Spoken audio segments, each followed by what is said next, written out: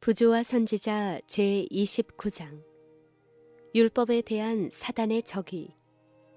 죄 없는 하늘 거민들 중에서 기도된 하나님의 율법을 전복하려는 사단의 처음 노력은 한때 성공하는 것처럼 보였다. 엄청나게 많은 천사들이 그의 꼬임에 넘어갔다. 그러나 겉보기에 승리한 듯한 사단은 결국 패배와 손실을 당하고 하나님과의 분리뿐만 아니라 하늘에서 추방당하는 결과를 낳게 되었다. 그 투쟁이 이 지구상에서 다시 일어났을 때 사단은 재차 표면상으로는 유리한 위치에 있었다.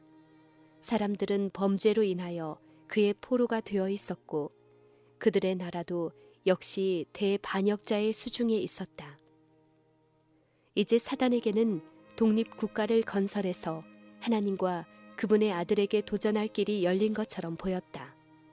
그러나 구속의 경륜은 다시 사람들로 하여금 하나님과 화목할 수 있게 하고 그분의 율법을 순종할 수 있도록 할 뿐 아니라 이 지구와 그 거민들이 마침내 악한 자의 권세에서 구속함을 받을 수 있게 해주었다. 그리하여 사단은 또다시 참패를 당하였다. 그는 이러한 자기의 패배를 승리로 바꿔보겠다는 희망을 가지고 재차 기만수를 쓰게 되었다. 그는 타락한 인간에게 반역을 선동하기 위하여 하나님을 인간으로 하여금 당신의 율법을 범하도록 방임해 두시는 불의한 분으로 나타냈다. 간교한 유혹자는 하나님은 그 결과가 어떠할 것을 아시면서 왜 사람들로 하여금 시험을 당하도록 놔두셔서 그들로 이 같은 비참과 죽음에 이르게 하셨는가 라고 말했다. 그리고 사단의 반역으로 인하여 하늘 왕이 치르게 된 놀랍고도 무서운 희생에도 불구하고 사람들을 위하여 또 다른 고난을 허락하신 하나님의 오래 참으시는 긍휼을 아담의 자손들은 쉽게 잊어버렸다. 그리하여 그들은 유혹자의 말을 귀담아 듣고 사단의 파괴적 능력에서 그들을 구원하실 수 있는 유일하신 그분께 불평하였다. 오늘날 하나님께 대하여 같은 반역적 불평을 되풀이하는 사람들이 많이 있다. 그들은 사람들로부터 선택의 자유를 빼앗는 것은 그들에게서 지적 존재로서의 특전을 박탈하는 것이며 그들을 단순한 자동 인형으로 만든다는 것을 알지 못한다. 의지를 강제하는 것은 하나님의 목적이 아니다. 사람은 자유로운 도덕적 행위자로 창조되었다. 다른 모든 세계의 거민들처럼 그는 순종에 대한 시험을 받아야 하였다. 그러나 그는 악에 굴복하는 것이 불가피하게 되는 그런 위치에 결코 놓여 있지 않았다. 그가 대항할 수 없는 어떤 유혹이나 시련도 그에게 오도록 허락되지 않았다. 하나님께서는 인간이 사단의 투쟁에서 결코 패배할 수 없도록 만반의 준비를 갖추어 놓으셨다. 지구상의 인구가 증가함에 따라 거의 모든 세상이 반역의 대열에 가담하였다. 사단이 또다시 승리를 얻은 것처럼 보였다. 그러나 전능하신 분의 능력이 다시 불의의 역사를 단축시키사 홍수로 이 세상에서 도덕적 부패를 깨끗게 하셨다.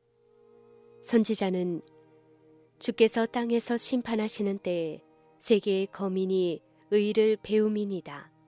악인은 은총을 입을지라도 의를 배우지 아니하며 여호와의 위엄을 돌아보지 아니하는도다 라고 말하였다. 홍수 후에도 상황은 마찬가지였다. 세상 거민들은 그분의 심판에서 놓이자 또다시 여호와께 반역하였다. 세상 사람들은 하나님의 언약과 율례를 2번씩이나 거절했다. 홍수 전 사람들과 노아의 후손 모두가 하나님의 권위를 무시했다. 그 후 하나님께서 아브라함과 언약 관계에 들어가시고 친히 한 백성을 취하여 당신의 율법의 보좌관으로 삼으셨다.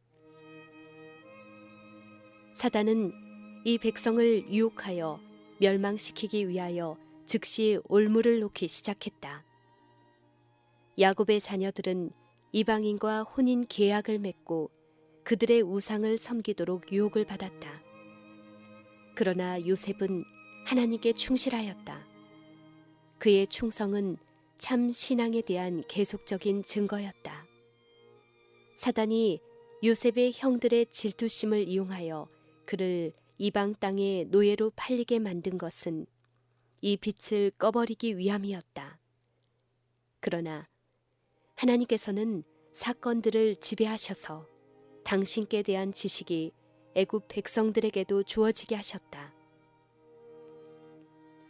요셉은 보디발의 집과 감옥에서 하나님을 경외하는 동시에 그를 나라의 총리 대신에 높은 자리에 오를 수 있도록 준비시켜주는 교육과 훈련을 받았다. 바로의 궁전에서 기친 그의 가마는 온 나라에 퍼졌으며 하나님께 대한 지식은 원근에 널리 퍼졌다. 이스라엘 사람들은 애굽에서도 번영하고 부유하였으며 하나님께 충실한 사람들은 그들의 가마를 널리 끼쳤다. 우상 숭배의 제사장들은 새 종교가 인기를 끄는 것을 보고 불안에 쌓였다. 그들은 하나님께 대한 적개심을 가진 사단의 선동을 받고 그 새 종교의 빛을 꺼버리려고 노력하였다. 이러한 사제들에게 왕위의 후계자의 교육이 위탁되어 있었다. 장래에 군주가 될 자의 품성을 꼴짓고 히브리 백성들을 잔인하게 취급하고 압제하도록 만든 것은 하나님께 대한 이 같은 단호한 반대의 정신과 우상 숭배에 대한 열정이었다.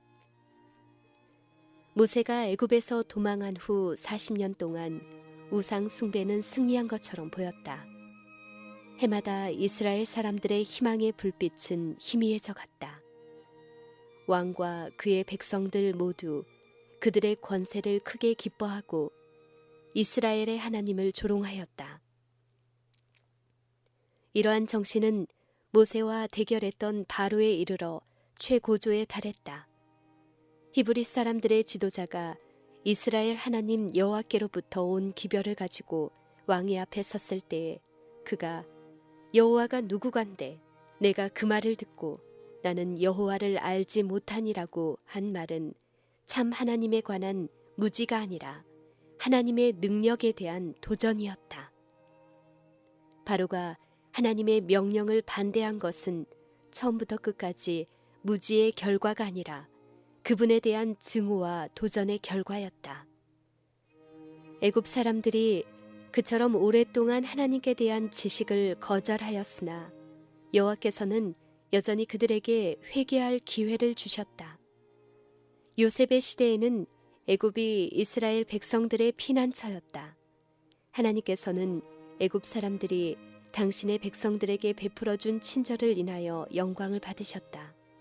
그리하여 이제 오래 참으시고 노하기를 더디하시고 동정이 충만하신 여호와께서 각 재앙 때마다 그들에게 은혜를 받을 수 있는 시간을 주셨다.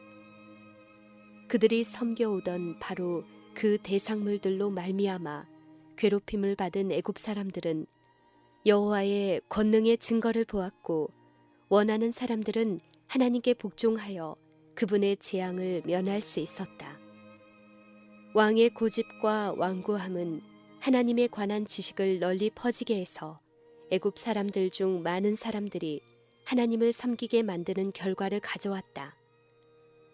이스라엘 백성들이 이교도와 서로 결합하여 그들의 우상 숭배를 모방할 위험이 다분하였기 때문에 하나님께서는 이스라엘 사람들이 요셉의 가마가 널리 퍼져 있는 곳 그리고 그들이 구별된 백성으로 남아있는데 유리한 환경을 가진 애굽으로 내려가도록 허락하셨다. 여기서 애굽 사람들의 야비한 우상 숭배와 히브리 사람들의 체류 후반기 동안에 그들의 학대와 압박이 그들의 마음 가운데 우상 숭배에 대한 혐오감을 일으켜주고 그들로 하여금 피난처를 얻기 위하여 그들의 조상의 하나님께로 도피하도록 이끌었어야 했다.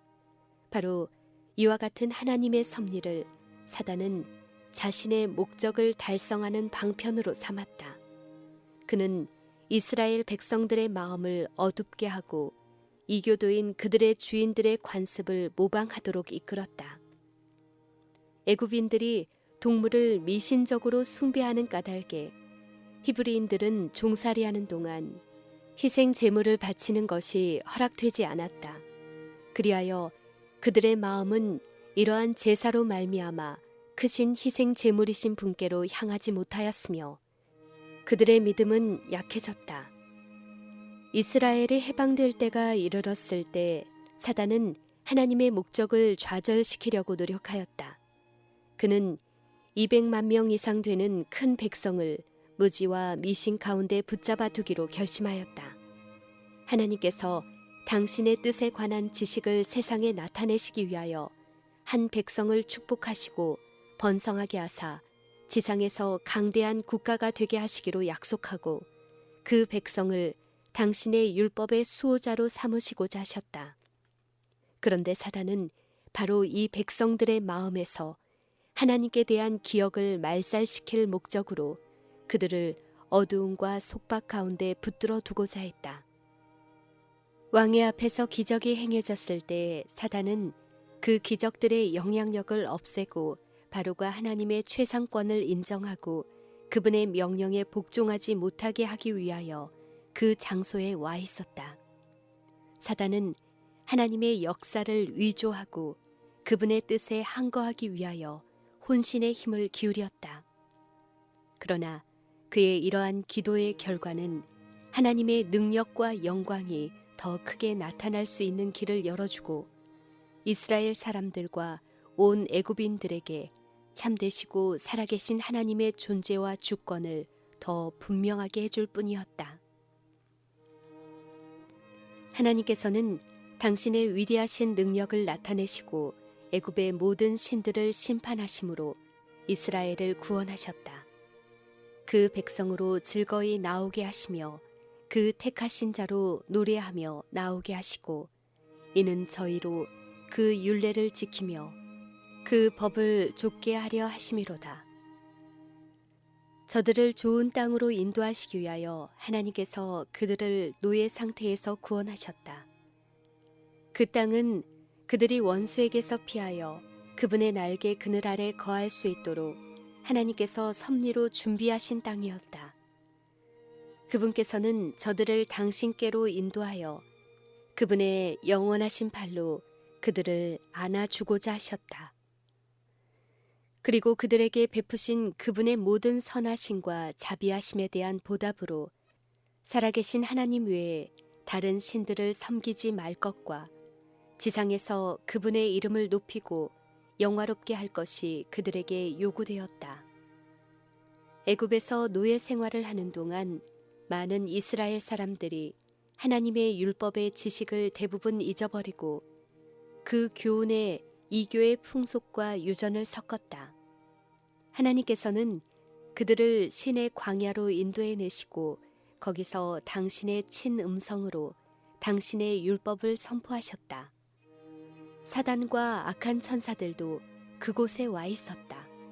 하나님께서 당신의 율법을 당신의 백성에게 선포하고 계시는 동안에도 사단은 그 백성을 유혹하여 죄를 지게 하고자 음모를 꾸미고 있었다. 사단은 하나님께서 선택하신 이 백성을 바로 그분의 면전에서 잡아떼고자 했다. 그는 그들을 우상 숭배로 인도하여 모든 예배의 효력을 훼손하려고 하였다. 사람이 자기 자신보다 높지 못한 것이나 자기 손으로 만든 어떤 상징물로 우상 숭배를 한다면 결코 향상할 수 없다는 것을 그는 잘 알고 있었다. 만일 사람들이 새겨 만든 우상이나 심지어는 짐승이나 파충류로서 하나님을 나타낼 만큼 무한하신 하나님의 권세와 위엄과 영광에 대하여 눈이 멀게 될 수 있다면 그들이 창조주의 형상으로 지음을 받고서도 이 같은 불쾌하고 감각 없는 대상물들에게 머리를 숙여 절할 만큼 하나님과의 관계를 완전히 잊어버리게 될 수 있다면 음란한 행위를 할 수 있는 길이 열릴 것이다. 심중에 악한 정욕들이 제어되지 못할 것이다. 그리하여 사단이 완전히 그들을 지배하게 될 것이다. 바로 시내산 기슭에서 사단은 하나님의 율법을 전복하려는 자기의 계획을 실천하기 시작했다. 그렇게 해서 그가 하늘에서 시작한 똑같은 사업을 추진하였다. 모세가 하나님과 함께 산에 있었던 40일 동안 사단은 의욕과 배교와 반역을 선동하느라고 분주하였다. 하나님께서 더불어 언약을 맺으신 백성들에게 위탁하실 그분의 율법을 기록하고 계시는 동안 이스라엘 사람들은 여호와께 충성하기를 거부하고 금으로 만든 신들을 요구하고 있었다. 모세가 영광에 둘린 하나님의 엄숙한 면전에서 물러나 이스라엘 백성이 스스로 복종할 것을 서약한 율법의 교훈들을 가지고 돌아왔을 때에 그는 백성들이 그 명령들을 공공연히 무시하고 경건한 자세로 금 우상 앞에 절하고 있는 것을 보았다.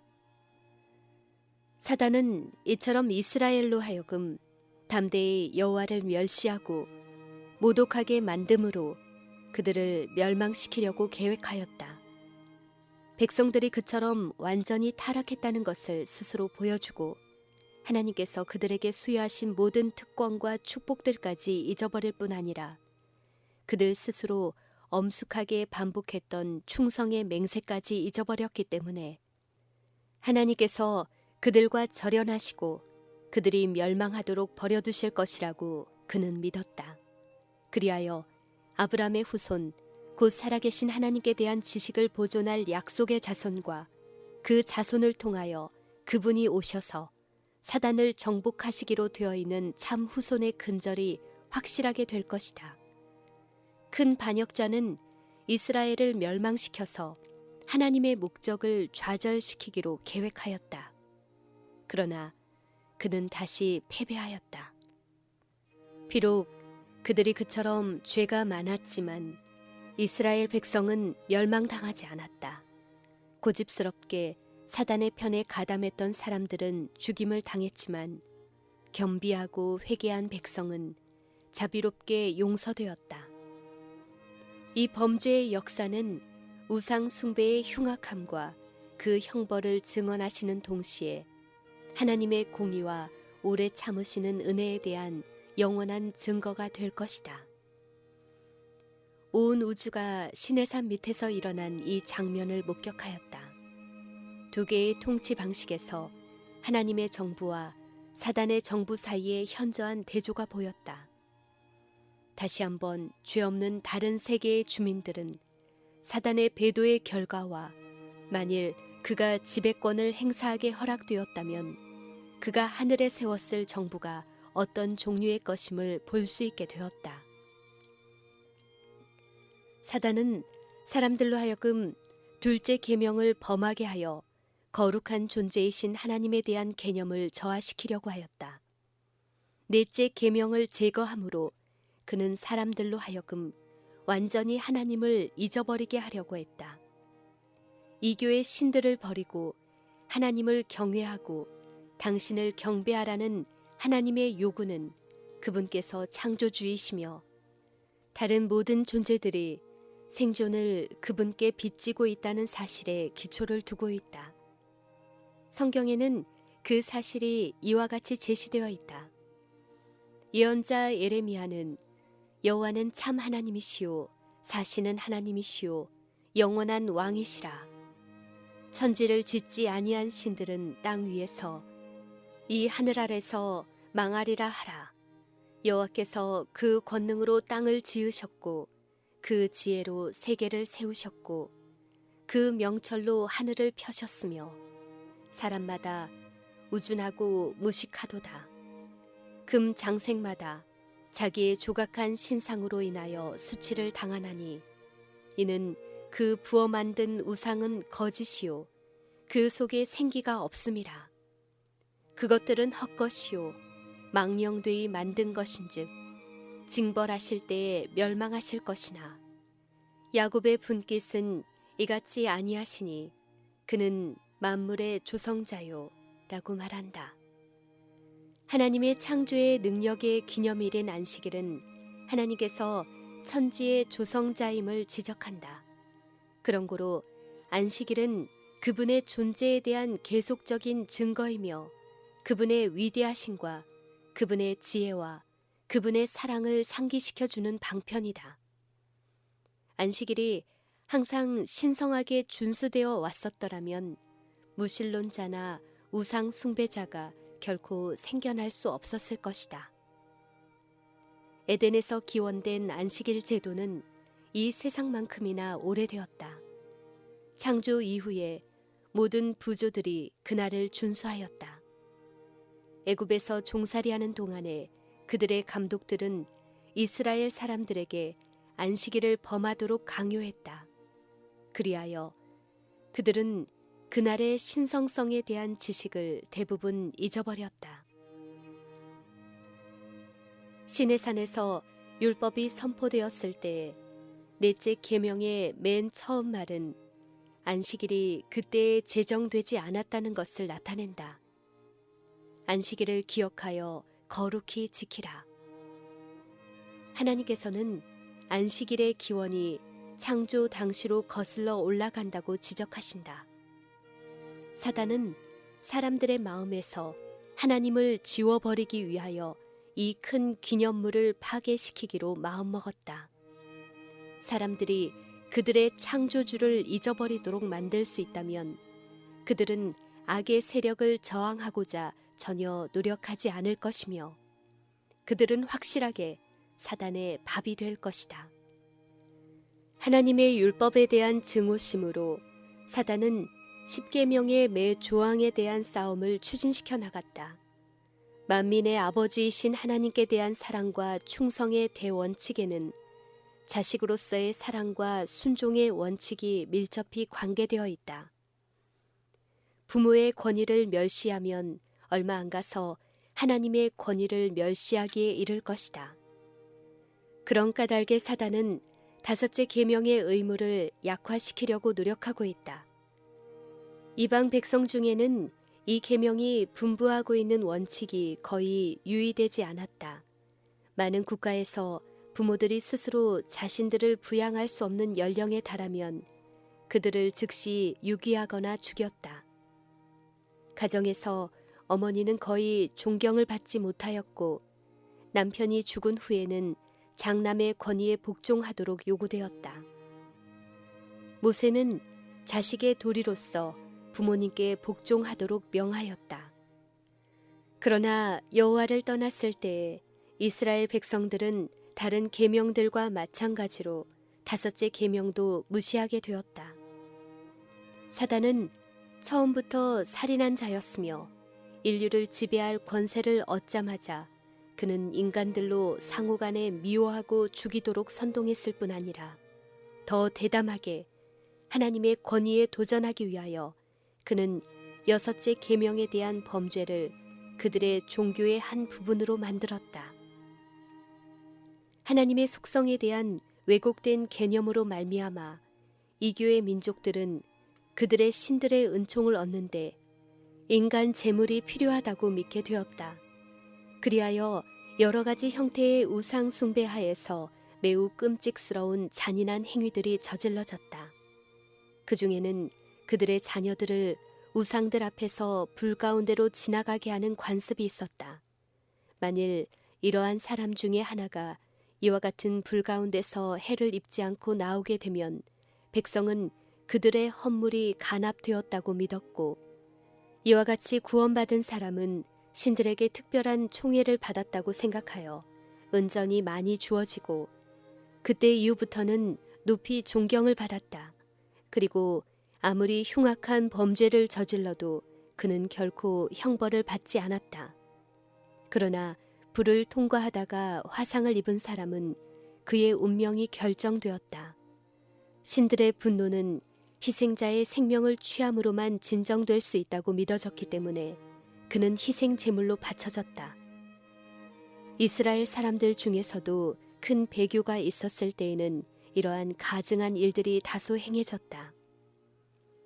일곱째 계명의 위반도 일찍부터 종교의 이름으로 행하여졌다.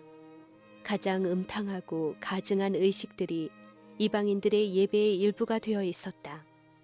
신들 자신들도 불순하게 대표되었고 그 신들의 숭배자들은 저열한 정욕을 마음껏 만족시켰다. 인륜에 어긋나는 죄악들이 성행하였고 종교적 축제는 보편적이요 공공연한 음란 행위로 특징 지어져 있었다. 일부 다처는 세상의 초기 시대부터 행해졌다. 이 제도는 홍수 전 세계에 하나님의 진노를 초래한 죄들 중에 하나였다. 그럼에도 불구하고 홍수 후에 다시 이와 같은 관습이 널리 퍼지게 되었다. 결혼 제도를 왜곡시키고 그 의무를 약화시키고 그 신성성을 떨어뜨리기 위하여 사단은 심사숙고하여 노력해왔다. 왜냐하면 그가 사람 속에 있는 하나님의 형상을 훼손시키고 불행과 죄악의 문을 여는데 이것보다 더 확실한 방법이 없었기 때문이다. 대쟁투가 시작되었을 때부터 하나님의 품성을 그릇 나타내고 그분의 율법에 대하여 반역을 선동하는 것이 사단의 목적이었다. 이 일은 성공하는 것처럼 보였다. 수많은 사람들이 사단의 기만에 귀를 기울이고 하나님께 반역하였다. 그러나 악의 활동 가운데서도 하나님의 목적은 차근차근 성취되어 간다. 그분께서는 창조함을 받은 모든 지적 존재들에게 당신의 공의와 자애를 드러내고 계신다.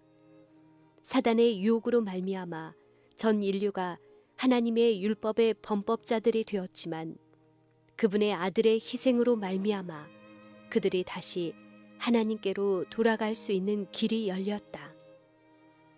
그들은 그리스도의 은혜를 통하여 아버지의 율법을 순종할 수 있게 되었다. 그리하여 각 시대마다 배교와 반역 중에서도 하나님께서는 그분께 진실한 백성, 곧 마음에 그분의 율법이 있는 백성을 모으신다. 사단은 속임수를 써서 천사들을 유혹했다. 그뿐 아니라 그러한 기만을 가지고 그는 각 시대를 통하여 사람들 중에서 그의 사업을 추진시켜 왔으며 세상 끝까지 이 정책을 쓸 것이다. 만일 그가 공공연하게 하나님과 그분의 율법에 대하여 싸우고 있다고 공언한다면 사람들이 그를 경계할 것이다.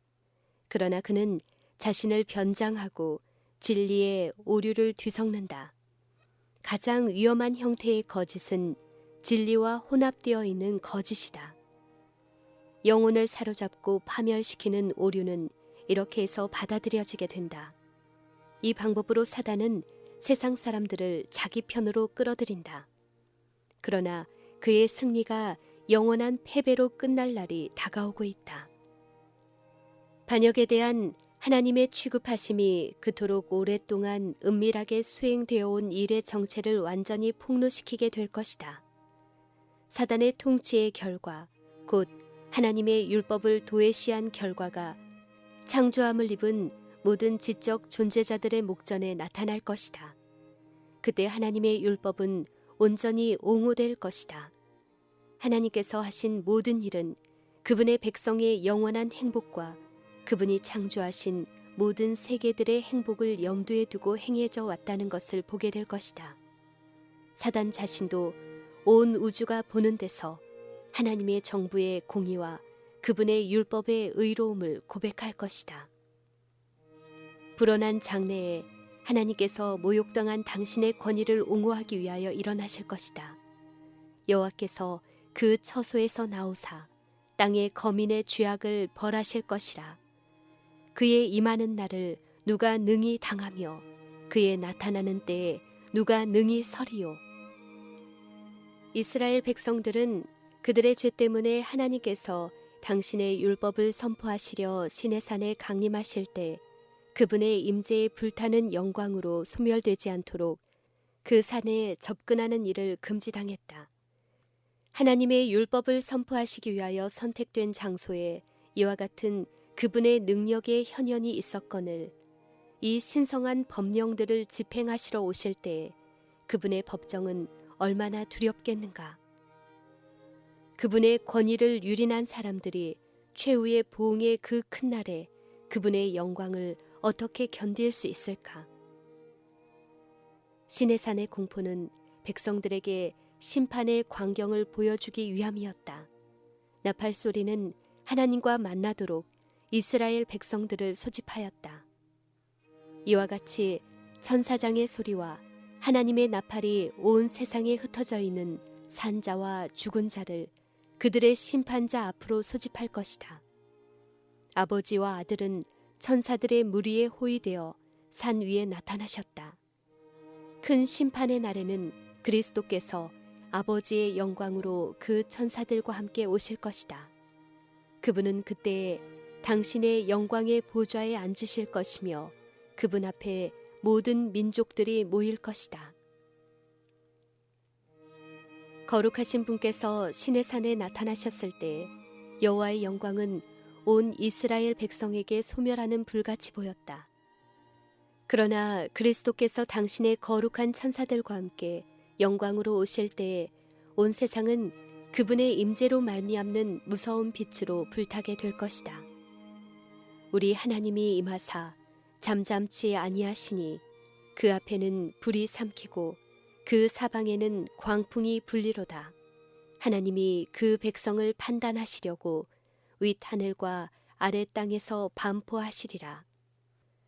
열화 같은 불길이 그분 앞에서 흘러나와서 땅의 원소들을 뜨거운 열로 녹이겠고 지구와 그 가운데 있는 모든 것이 불타 없어지게 될 것이다. 주 예수께서 저희 능력의 천사들과 함께 하늘로부터 불꽃 중에 나타나실 때에 하나님을 모르는 자들과 우리 주 예수의 복음을 복종치 않은 자들에게 형벌을 주시리라. 사람이 창조된 이래 시내산에서 율법이 반포되던 때와 같이 하나님의 권능이 혁혁하게 나타난 적은 결코 없었다. 땅이 진동하며 하늘이 하나님 앞에서 떨어지며 저 시내산도 하나님 곧 이스라엘의 하나님 앞에서 진동하였나이다. 천연계의 가장 무서운 격변 가운데 나팔 소리와 같은 하나님의 음성이 구름 속에서 흘러나왔다. 산은 기슭에서 꼭대기까지 흔들렸고 공포로 창백해지고 떠는 이스라엘 백성들은 얼굴을 땅에 대었다.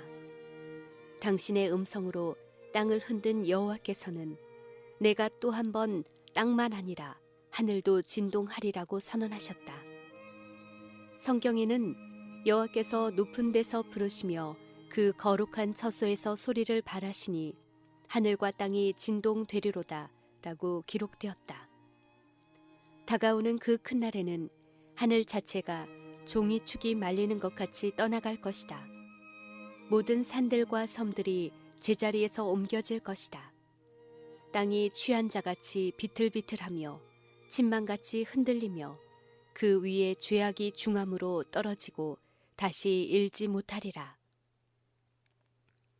그러므로 모든 손이 피곤하며 모든 얼굴이 창백하여 보일 것이며 각 사람의 마음이 녹을 것이라. 그들이 놀라며 괴로움과 슬픔에 잡힐 것이다. 내가 세상의 악과 악인의 죄를 벌하며 교만한 자의 오만을 끊으며 강포한 자의 거만을 낮출 것이라고 여호와께서 말씀하셨다. 모세가 증거의 판을 받았던 산에 계셨던 하나님이 존전을 떠나 내려왔을 때에 죄지은 이스라엘 백성들은 모세의 얼굴을 영화롭게 만든 그 빛을 견딜 수 없었다. 하나님의 아들이 온 하늘 군대의 옹의를 받으시며 그분의 아버지의 영광으로 그분의 율법을 범한 자들과 그분의 속죄를 거부한 자들에게 심판을 집행하려 나타나실 때에 범법자들은 그분을 바라보기가 얼마나 더 어렵겠는가. 하나님의 율법을 무시하고 그리스도의 보혈을 짓밟았던 사람들, 곧 땅의 임금들과 왕족들과 장군들과 부자들과 강한 자들은 굴과 산 바위 틈에 숨어 산과 바위에게 말하되 우리 위에 떨어져 보좌에 앉으신 이의 낯에서와 어린 양의 진노에서 우리를 가리우라. 그들의 진노의 큰 날이 이르렀으니 누가 능히 서리요 라고 말할 것이다. 은 우상과 금 우상을 그날에 두더지와 박쥐에게 던지고 아미엘과 험악한 바위 틈에 들어가서 여호와께서 일어나사 땅을 진동시키는 그의 위엄과 그 광대하심의 영광을 피하리라. 그때 하나님께 대한 사단의 반역은 자기 자신뿐 아니라 그의 신하가 되기로 선택한 모든 자들에게 파멸을 초래했다는 것이 드러날 것이다. 사단은 범죄가 매우 큰 행복을 가져다 줄 것이라고 제시해왔다. 그러나 죄의 삭은 사망임이 드러날 것이다. 보라, 극렬한 풀무불 같은 날이 이르리니 교만한 자와 악을 행하는 자는 다 초계가 될 것이라. 그 이르는 날이 그들을 살라 그 뿌리와 가지를 남기지 아니할 것이다. 모든 죄의 뿌리인 사단과 가지들인 모든 행악자들이 철저하게 끊어짐을 당할 것이다. 죄는 그것이 초래한 모든 재난과 파멸과 함께 끝을 맺을 것이다. 시편 기자는 악인을 멸하시며 저의 이름을 영영히 도말하셨나이다.